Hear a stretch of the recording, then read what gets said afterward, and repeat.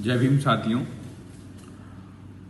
कल राजस्थान में वोट पड़ने वाले हैं, तो मैं आप लोगों से यही गुजारिश करना चाहता हूं कि पिछले 5 सालों तक कांग्रेस की सरकार रही है और इन 5 सालों में मेरे बहुजन समाज पर तमाम तरह के जुल्म, जाति, अत्याचार और अन्याय हुए हैं और इसकी हम घोर निंदा करें वो कम है।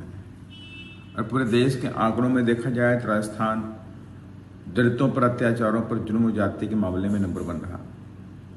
दलित और आदिवासियों की हालत आज भी बद से बदतर राजस्थान के अंदर है।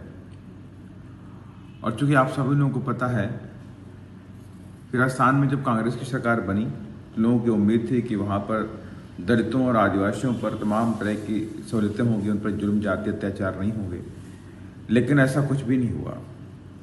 सरकार बनते ही कुछ ही दिन के बाद वहाँ पर थानागाजी में एक बलात्कार हुआ, जो इस बात को प्रदर्शित करती है कि वहाँ सिचुएशन बहुत ख़राब थी। वहाँ जंगल राज, गुंडा राज पूरी तरह से कायम है। और सबसे बड़ी बात है कि वहाँ दलित और आदिवासियों पर कोई भी उनकी बात को सुनने वाला नहीं है।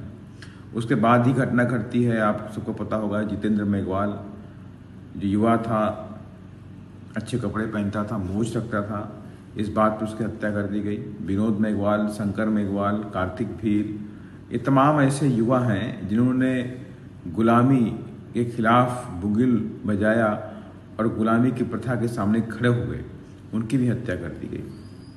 ओम प्रकाश रेगर के बारे में पता है कि किस तरह से चैलेंज करके उसे मारा गया और वहाँ पर जो भी प्रशासन था उसके सामने सारी बातें रखी गई। उसके बाद भी उसके साथ घटना होती, उसे भी मौत के घाट उतार दिया गया। उसके बाद आपको इंद्र कुमार मेघवाल की घटना के बारे में पता ही है कि किस तरह से इंद्र कुमार मेघवाल, एक जो बच्चा था, छोटा बच्चा था, उसने मटके से पानी निकाल के पी लिया, तो उसके साथ इतना बुरा बर्ताव किया गया, उसको इतना पीटा गया कि उसको इलाज के दौरान उसकी भी मौत हो गई। ये घटनाएं आम नहीं हैं, ये घटनाएं तमाम हैं और ऐसी तमाम घटनाएं हैं जो कभी भी बाहर नहीं आती, जो गांव, देहात, कस्बे से बाहर ही नहीं आती। कितने बलात्कार, कितने मर्डर होते हैं, कोई जान नहीं सकता है। अभी आपने कुछ दिन पहले देखा था कि लाडनू के अंदर किस तरह से एक दलित बच्चे को खुलेआम बोलेरो से कुचल के मार दिया गया। क्या हुआ उस पर? क्या इंसाफ मिला? आज तक जितेंद्र मेघवाल के परिवार वालों को इंसाफ नहीं मिला कि उन्हें पता है कि आपके पास कोई राजनीतिक ताकत नहीं है। आप कहाँ जाओगे? या बीजेपी की तरफ जाओगे या कांग्रेस की तरफ जाओगे? जिस दिन आपके हाथों में राजनीतिक ताकत आ जाएगी, उसी दिन राजस्थान के अंदर से जुल्म और जाति अत्याचार खत्म हो जाएंगे। और रही बात बहुजन समाज पार्टी की, तो आप सबने देखा भी है कि बहुजन समाज पार्टी के तमाम कार्यकर्ताओं ने पिछले 5 सालों तक उनके अंदर जो सामर्थ्य था, उस सामर्थ्य के अनुसार से परिवार वालों के साथ मिलकर के इस जुल्म और जाति के खिलाफ खड़े हुए, इंसाफ दिलाने में भी बहुत आगे तक गए हैं। और कभी बहुजन समाज पार्टी के कार्यकर्ताओं ने कोई भी सेटलमेंट नहीं किया।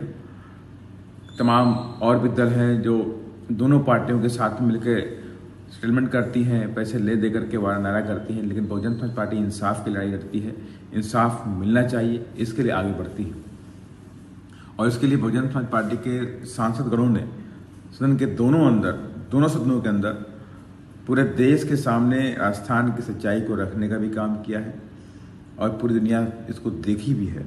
तो इसलिए मैं आप सबसे कहना चाहता हूँ कि अगर आप सब लोग राजस्थान में चाहते हैं कि जुल्म, जाति, अत्याचार, अन्याय का दौर खत्म हो, तो कल आपको बिना सोचे समझे कर हाथी का बटन दबाना पड़ेगा।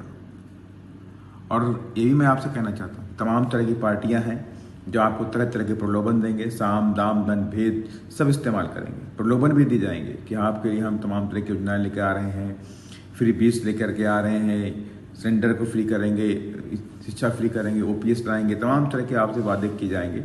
लेकिन मैं पूछना चाहता हूँ, 75 सालों तक देश के आज़ाद हो गए हैं, क्या 75 सालों में इस देश के अंदर दलितों, आदिवासियों पर जुल्म और जाति राजस्थान में खत्म हुआ? आज तक तो नहीं खत्म हुआ। तो मैं आप सबसे कहना चाहता हूँ, बाबा साहब डॉक्टर अम्बेडकर ये चाहते थे कि राजनीतिक ताकत, राजनीतिक सत्ता की चाबी हमारे हाथों में आ जाए, और जिस दिन राजनीतिक ताकत हमारे हाथों में आ जाएगी, उसी दिन मेरे समाज के ऊपर जुल्म, जाति, अत्याचार हमेशा हमेशा के लिए खत्म हो जाएगा। और उस राजनीतिक ताकत को आपको कल हासिल करना पड़ेगा। अगर आप कुछ बहरूपियों के चक्कर में या दोनों विरोधी पार्टियों के चक्कर में पड़ करके अपने वोटों को बांटने का काम करेंगे, तो सत्य आप कुछ नहीं कर पाएंगे। इसलिए बिना सोचे समझे बाबा साहब के संघर्षों को याद करिए, मानव श्री कांशीराम साहब के संघर्षों को याद रखिए और माननीय बहन जी के उस संघर्ष को याद रखिए कि किस तरह से माननीय बहन जी ने पूरा जीवन इस बहुजन समाज के लिए समर्पित किया है। उनके संघर्ष को याद रखिए और आज भी माननीय बहन जी कितनी मेहनत के साथ में आप सबके लिए संघर्ष कर रही हैं। वो तो 4 बार के माननीय बहन जी मुख्यमंत्री रह चुकी हैं, चाहे तो कोई संघर्ष ना करें, आराम से जीवन काटें, लेकिन समाज का दर्द है जो हम सब के बीच में आती हैं, इतनी मेहनत के साथ में आप सबको समझाने का काम करती हैं। तो इसलिए मैं आप सभी लोगों से कहना चाहता हूँ, ये मेरी आप लोगों से पुरजोर गुजारिश है, अपील है कि किसी के बहकावे में ना करके कल हाथी का बटन दबाइए और हाथी का बटन दब गया तो 100% मैं दावे के साथ में कहता हूँ कि उत्तर प्रदेश की भांति राजस्थान के अंदर में जुल्म, जाति, अत्याचार को मिटा करके रख देंगे। रोजगार के अवसर भी होंगे, शिक्षा भी फ्री होगी, गरीबों की शिक्षा जिस तरह माननीय बहन जी ने फ्री की थी, वो सारे अवसर शिक्षा के हों, चाहे रोजगार के हों, चाहे मान सम्मान स्वाभिमान को, वो सारे अवसर आपको दिए जाएंगे।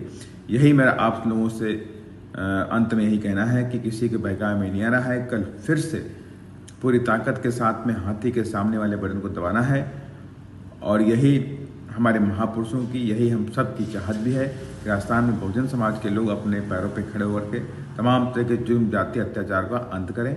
जय भीम, जय भारत, धन्यवाद।